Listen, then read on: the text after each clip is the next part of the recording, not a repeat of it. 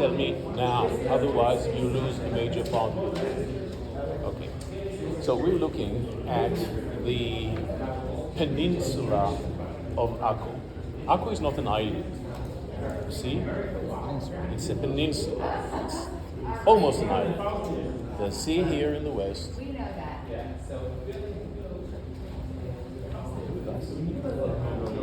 Why should he shout? So this is the sea in the west, in the south, and in the east, right? You can actually wake up in Akko in the morning and see the sun rise over the sea, which is usually not the case in this country, right?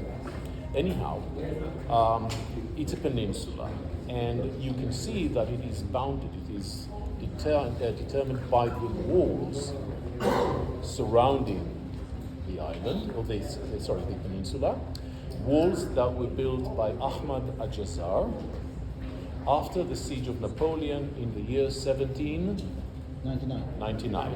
So this thick wall, look for here, for instance here, this is where we're going to be at the end of the tour today. We're going to be standing here. This thick wall is the wall built by Ahmad Ajazar. However, here and there, for instance here, there are remains of the wall built by Daher al-Omar.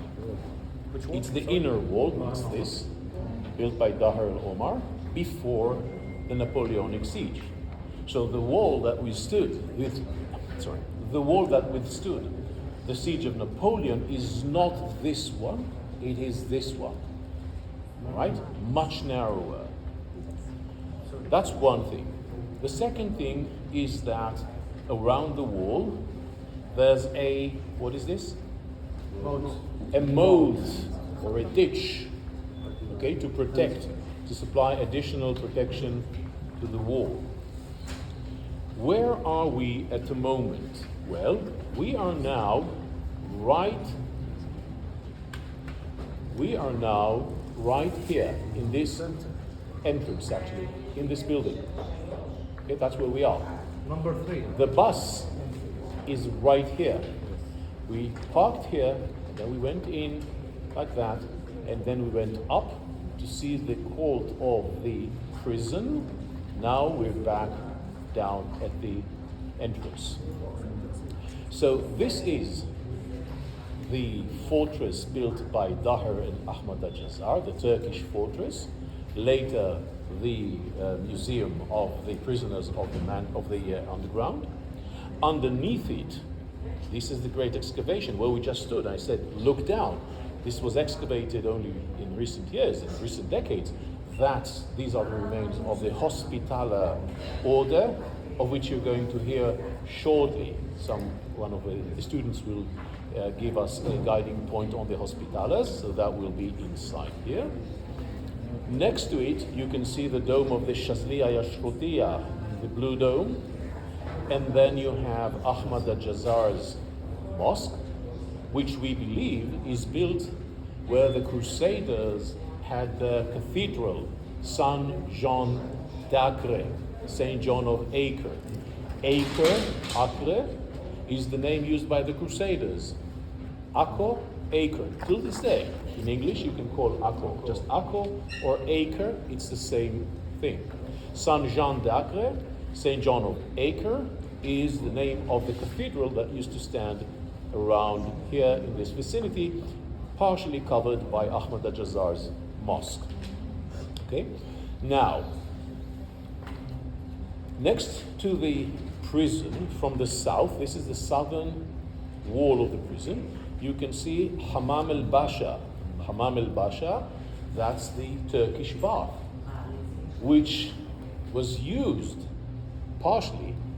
as a bridge to break into the prison right at this point. I'm going to show it to you later. We're going to stand there, and I'm going to show the exact location.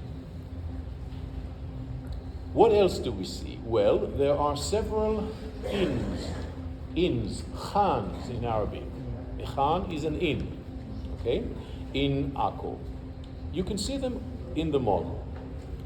One of them is this one, the little one, built by Daher al-Omar. Its name is Khan Ashuna. Khan Ashuna, the inn of the barn.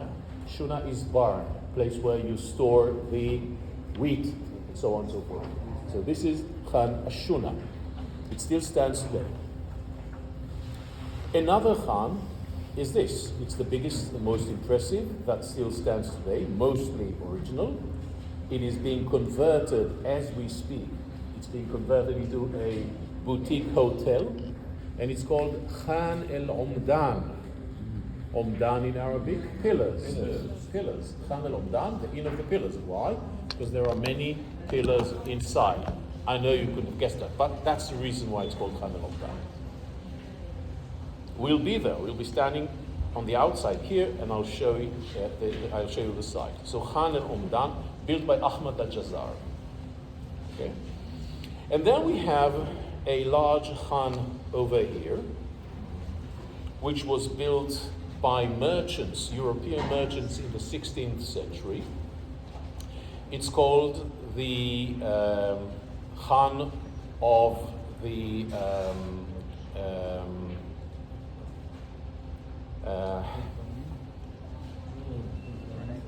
what happened to this? What do you say? It's from the heat, from the heat. Almost Franks. It's not from the heat, it's juvenile senility.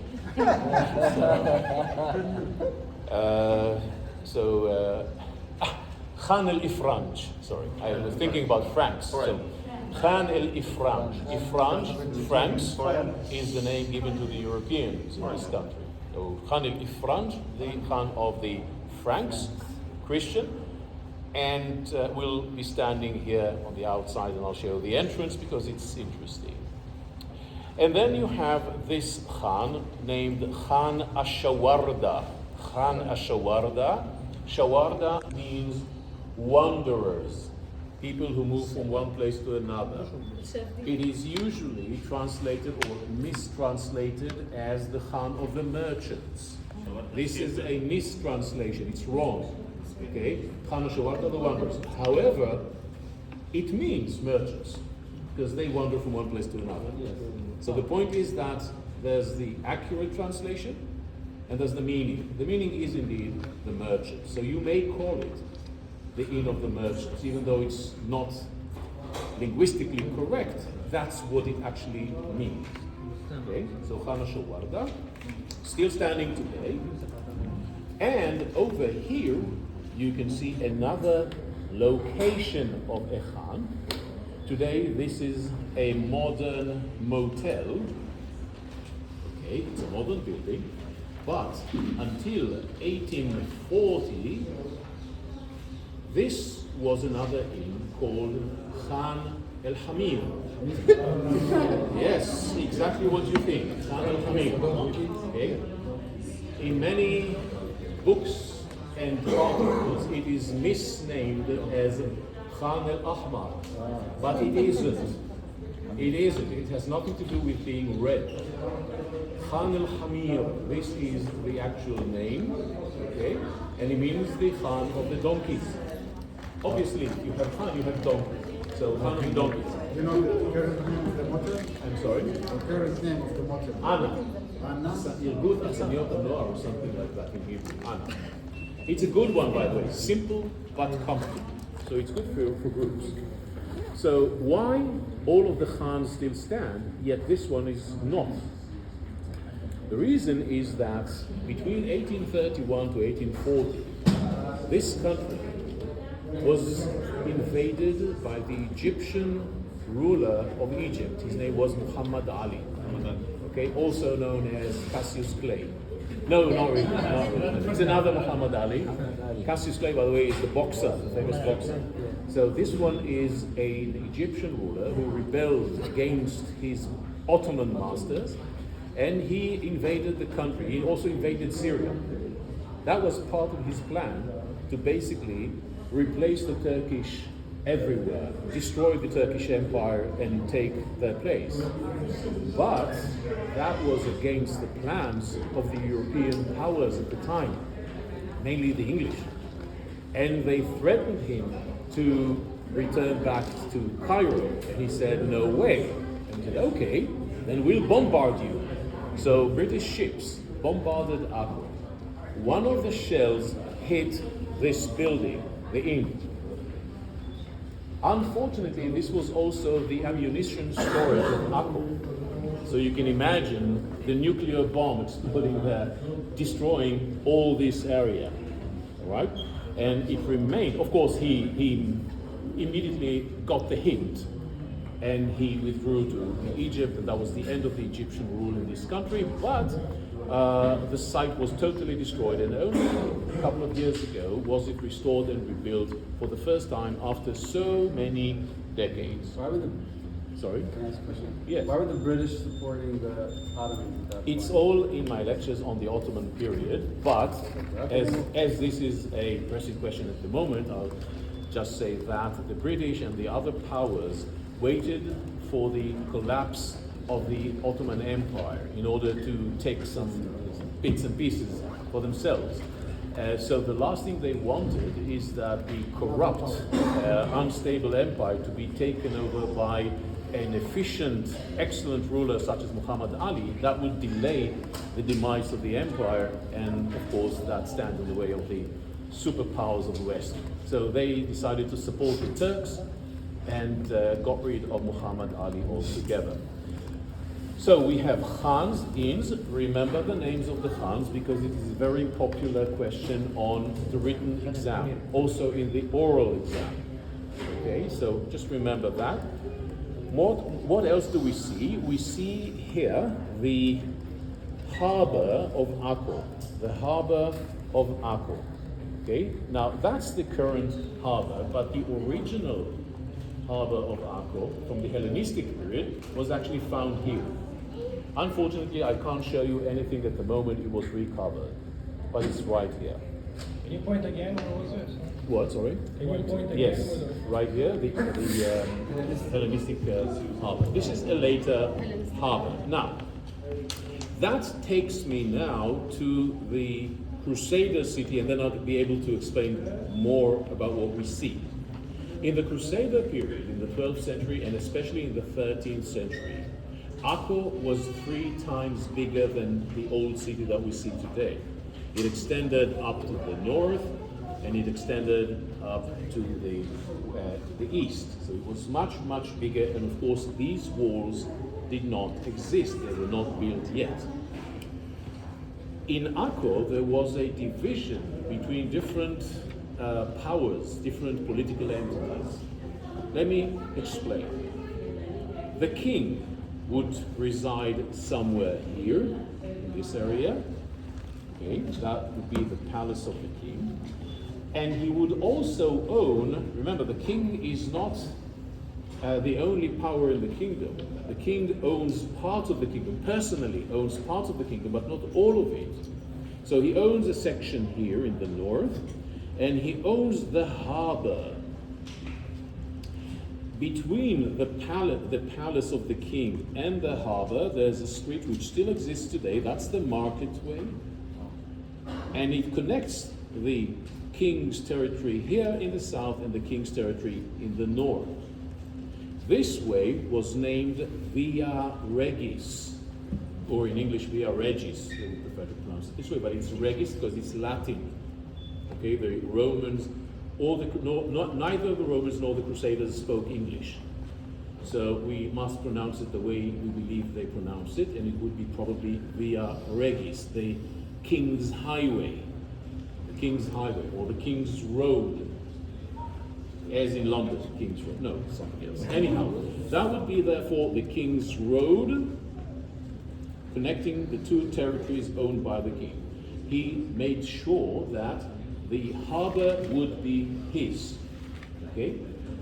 But you recall that I said that the naval cities, the cities that have fleets from Europe, demanded, each time they helped the Crusaders, they demanded a portion in Akko. Not in any other place, by the way. It's interesting. They couldn't care less about Jerusalem, for instance. It's interesting because Jerusalem is the holy city. It's the center of the kingdom. Yet, they couldn't care less about Jerusalem. They wanted commerce. And Akko was what they wanted. So we have here 3 neighborhoods, or communes as they would call it, of people coming from the three naval cities in Italy: Genova, Venice, and Pisa. The territory of Venice would be here, on the eastern side, right here. The territory of Genova is right here, so they are neighbors. Indeed, they were so close neighbors that eventually there began a struggle between Genova and Venice, and a war began between the two communes that engulfed the entire country for several years in the 12th century, in the 1160s. It's called the War of Marsaba. Why War of Marsaba? Because there was a monastery in Akko called the Marsaba Monastery. Each commune, Venice and Genova, claimed it its own, and therefore they started quarreling over that, and that spread all over. Each commune had its bathhouse, its bakery, its church, its administration. It is an autonomy within Akko. Even though Akko is a Crusader city, it has autonomous sections in it. So Venice here, Genova here, and they are separated by the Via Regis, by the market road where we're going to walk today. Pisa got this area, okay? Now, Pisa is a third Italian city, and it got the southern end of Akko, but it did not get a harbor. There is only one harbor in Akko, and this is the harbor. It belonged to the king. There is no Pisan harbor, even though the signs in Akko say the Pisan harbor. Ignore the signs. Okay, that's why you're with me. Ignore the signs. This is why they invented T-Pex. Okay, so basically erase it in your mind. Ignore the signs. Most signs should be ignored. Not all of them. Some of them are quite good, especially those I wrote. But in this case, in Akko, I have no influence, so the signs are incorrect. So Pisans are here, and even though they're next to the sea, there simply isn't a Pisan. Now, apart from the communes, in Akko, there are also headquarters of the main military orders. What we can see today are the headquarters of the Templars and the Hospitallers. The Hospitallers we also already mentioned. It's here, right where we are at the moment. Yeah. That's the Hospitaller headquarters. The Templar headquarters is here. Today, flooded by the sea. It looks like a harbor. No, it's not. There is no other harbor, certainly not a Templar harbor. It's just the fortress, which is now flooded with sea water.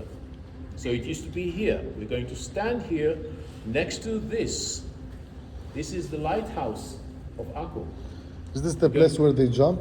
I'm sorry? This is where they jump. Ah, there. This is where they eat fish, uriburi. Uriburi, this is where yes. they jump after they eat fish. Cristo, I can see Cristo here. Diana here.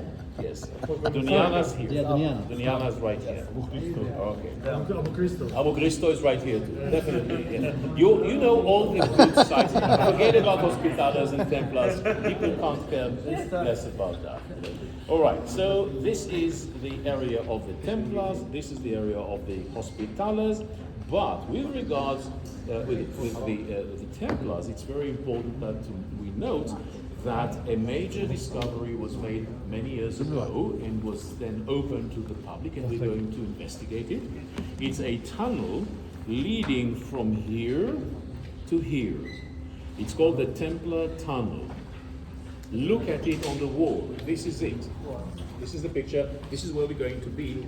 Under the streets of Akko, an entire passageway, hundreds of meters long, that we can actually traverse, we can actually walk today. It's quite amazing. And the question we're going to ask is, why was it built? What was the purpose of this passage? Smuggling. No. I know they say so, but no. For the walls. Okay, so basically I think we've covered it all. Yeah. Yes.